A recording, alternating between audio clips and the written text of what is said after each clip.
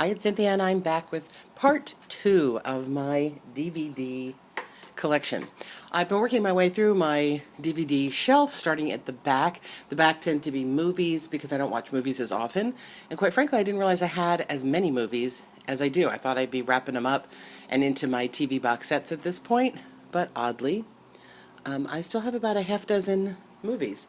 So hopefully some stuff you'll be interested in, and my new pal Frankie's going to be helping me out today. He followed me home from a store yesterday, and he's perfect because I'm starting off with Salem's Lot. This is the 1970s TV miniseries movie. It was probably called a movie of the week at the time, but it was kind of more of almost a miniseries. It starred David Soul and Lance Kerwin and James Mason. The wonderful telling of really my favorite and the only real Stephen King book that I get into, because again, I'm a vampire fan. Scary, scary show. Yeah, it's a TV show, and, you know, it's not as gruesome as today's TV shows are, horror movies are, but it is darn scary. I tell you, you should watch it. The best thing about this DVD is I owned it a long time ago. I sold it because for a little while it went up so high in value that you could sell it for almost like $100. So I did a shelf clear some years ago, sold it on eBay. Then I got back into David Soul. As you'll see a theme here, I tend to buy movies based on actors that I like. And was about to rebuy this, looking for a cheap price on it, when Warner Brothers re-released it. So the price came way down. As you can now get this, well, you could, last time I looked, very inexpensively on Amazon since it's been re-released. It's the same exact one that you would be paying $100 for that you got if you bought it when it was still hot collectible. I highly recommend, I don't highly recommend everything I have, but I highly recommend Salem's Lot, the David Soul version. The newer Rob Lowe version is pretty good too, but this one cannot be beat. And if you only know David Soul from Starsky and Hutch, this is good. Watch this one. On the complete opposite end of this trail, we have Return to Green Acres. This is not a movie I would have run out to buy. I got it because it was a TV show that I grew up with. This is one of those return to movies that were made after the series. I got it at a deal at a yard sale, I don't know, 50 cents or something. So I picked it up. It was okay. I remember we watched it. It was kind of a fun little blast from the past. But, you know, you can watch Green Acres on TV so many times. I'm actually surprised I still have this one. It probably just got buried in the back of my closet, and I forgot. Next, we have... I was afraid that was going to happen. I don't know why I have this. I think this is one of my husband's DVDs that got stuck on my shelf. This is a classic film noir double feature, The Chase and Bury Me Dead, and I am fairly sure we bought them because somebody, oh yes, June Lockhart, let's see if I can get the glare off that one, there we go. June Lockhart from Lost in Space is in this when she was quite young. Let me pop another DVD behind this so we can get a little bit more angle. Yeah, that didn't really help, did it? Anyway, I don't really even know that much about it. I'm not sure if we ever even watched it. I'm sure I bought it for him for Christmas because June Lockhart was in it. And somehow it ended up on my bookshelf. So I think that one's going to go back to him. Next up,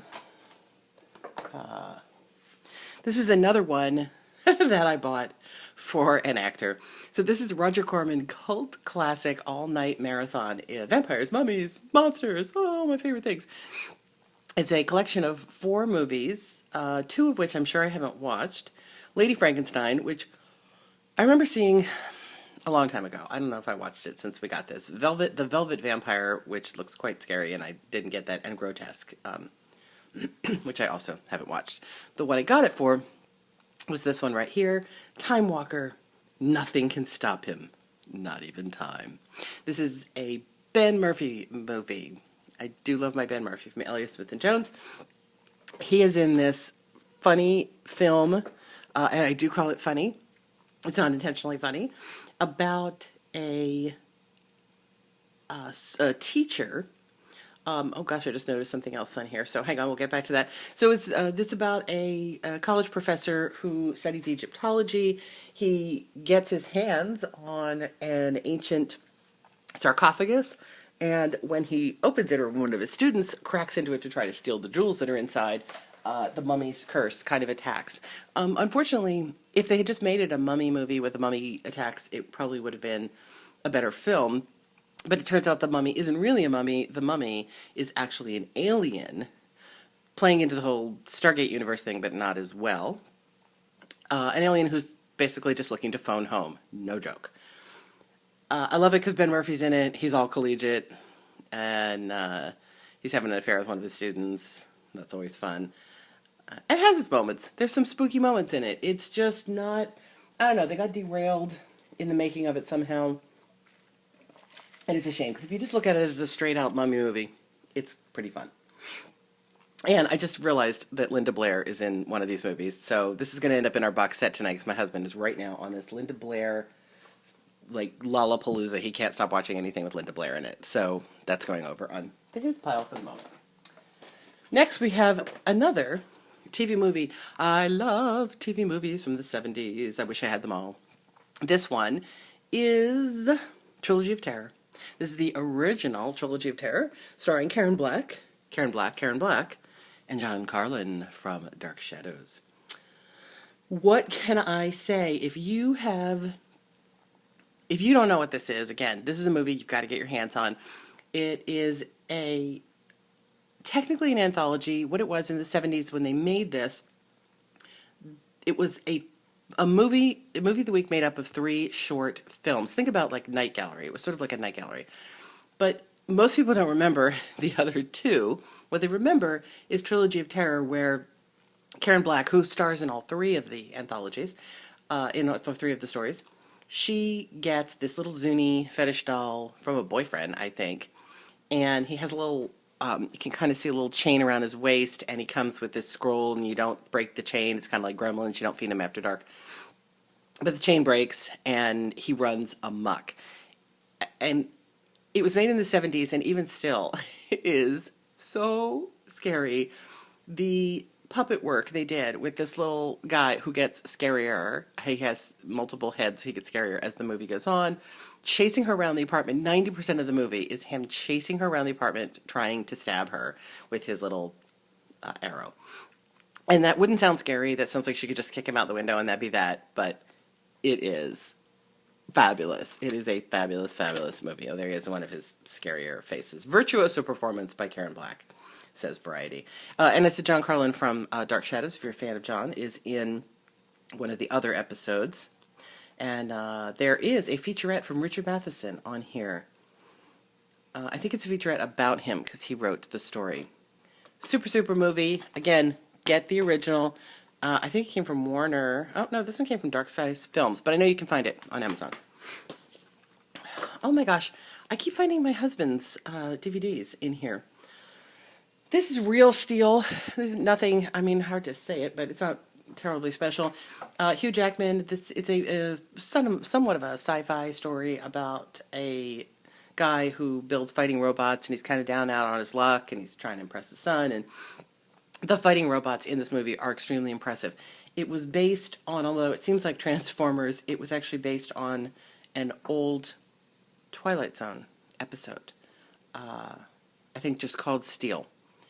There are some super, super featurettes on this. We have the Blu-ray version for the featurettes because one of my husband's friends worked on the special effects from this, and he's in the special effect trailers on this. So, real steel. Cool movie. There you go. Continuing the trend of movies I only watch because they have people in them I like, we have Cry Wolf. This is Jared Padalecki from Supernatural. It's also, oh my gosh, I should know his name, Julian. Oh, hang on, I have to see if I can find it on here. I don't have my good glasses, so I don't know if I can get it. Oh, John Bon Jovi is in it. Julian Morris. Oh gosh, he should hate me for not knowing that. Julian Morris stars as a student. It's a I don't know what they are. It's kind of like a private school because they seem like they're too young to be college students. I feel like they're almost like high school kids in a private school. And they play this cry wolf game that gets a little out of hand. There's clearly, as you can see, a serial killer involved, and it's a very early Jared Padalecki film. He's fun in it. He doesn't have a lot to do in it, but he's fun in it. Oh, and it's also significant because his then significant other, Sandy, was also stars in the movie. I think it might be like her only real starring role, but she's in it. And Julianne Moore, who some of you will know from Pretty Little Liars, is also in it. I interviewed Julian many, many, many years later about a different movie he'd made. And I had to ask him about this because I loved it so much. And he did say that they used to spend, the kids spent a lot of time playing the Cry Wolf game sort of amongst themselves when they weren't filming to kind of get the feel for it, that they were all very close, except for Jared, who had been filming something else and came very late into the process. So they didn't know him as well, but it is the place where he met Sandy McCoy, and it's a good movie. You know, it's kind of, I think, again, kind of poo-pooed. It's a low-level slasher film, which it kind of is, but it's got some really fun twists, and the performances are good. So you should watch it. If you're a Jared fan and you haven't seen this, you absolutely have to see it. And if you're a Julianne Moore's film, you live, you die. You lie, you die. Cry Wolf. Next. Mad Monster Party. If you were watching my 5 funny Frankensteins last week, you saw Mad Monster Party. This is a Rankin Bass series from a TV show from, I actually think it's the early 70s. I should have looked my dates up before I got here, but I didn't. And it's a puppet show like Rudolph with music. It's a Halloween version of Rudolph the Red-Nosed Reindeer. Features the voice of Boris Karloff, Phyllis Diller. She plays the Bride of Frankenstein. And it has this other guy, and I should know his name again, sorry I don't, a voice actor who basically does voices like Peter Lorre and all of that to voice the actors. So it seems like you're listening to an actor that you aren't really, because this guy's so good. He's such a wonderful mimic. Fun music, fun story, gorgeous puppet work. If you're a fan of Rankin Bass, again, you got to watch it. If you're a Halloween fan, you got to watch it. If you've seen Hotel Transylvania, this is like the precursor to it, and it's puppets. It's all stop motion puppets. So cool. My phone keeps dinging. On a completely different level, we have Bye Bye Birdie. This just is one of my favorite movies. It's a favorite musical. I think I just really relate to the fact that Anne Margaret plays this crazy fangirl. Her true love is going into the army. So the rock star is getting drafted into the army. It was loosely based on like when Elvis was going to go in the military, and the girls everywhere were just like losing it that their teen idol was going to war. And this is about his last kiss on television before he goes off to serve, and they pick Anne Margaret's character as the one girl in the world that he's going to kiss on live television as representative of all his fans. But the movie is about fandom and about how crazy fangirls get and how crazy fanboys, or boys who don't understand fandom, don't get it. And parents don't get it. Excellent movie with Janet Leigh, Dick Van Dyke, Maureen Stapleton, some really wonderful music and dance numbers. It's always, if you need a smile, watch Bye Bye Birdie, the original. Not too fond of the later ones, the originals.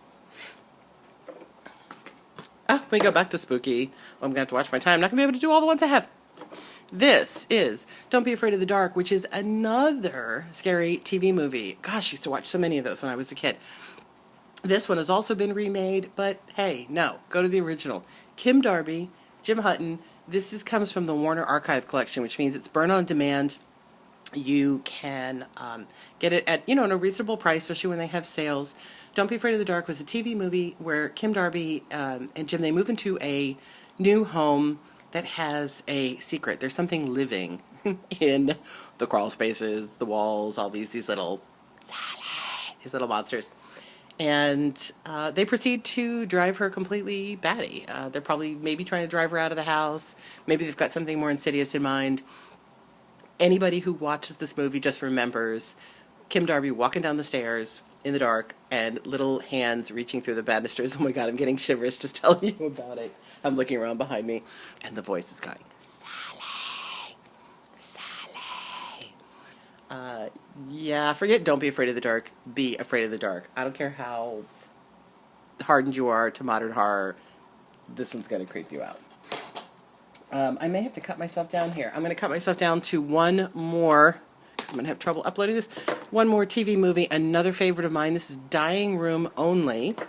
Let me pop something behind this so we get the glare off. And, oh, that made it worse. There we go. That's a little better. Dying Room Only is another TV movie from the Warner Archive collection. Love you, Warner Archive, for putting these old TV movies out. Ross Martin, Cloris Leachman, Ned Beatty, Dabney Coleman. Absolutely what you call a bottle show. Amazing performances and writing, because basically all this movie is Cloris Leachman and her husband stop at a truck stop in the middle of nowhere. They're fighting. It's hot. They're unhappy. Everybody in the diner is a little bit weird. And he goes off to the bathroom and disappears completely.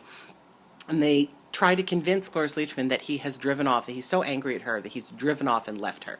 And of course, she does not believe this, and she goes on this campaign to try to find her husband, and nobody will believe her, and you don't really know, like, who's in on it, who's not in on it, what are they planning, did the husband do something?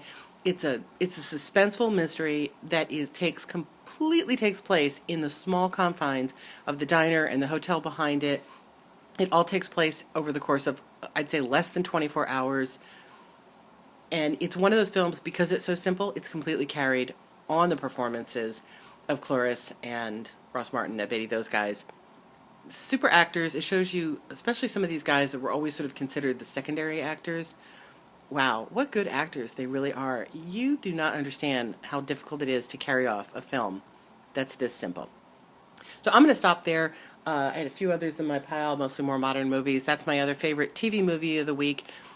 What do you got on your shelf? Tell me about it. Tell me about your favorite. If you love old TV movies, those old TV movie of the weeks, I really want to hear about that. Tell me about your favorite ones, and I can go, oh, I forgot about that one with you, and we can squeal about it together.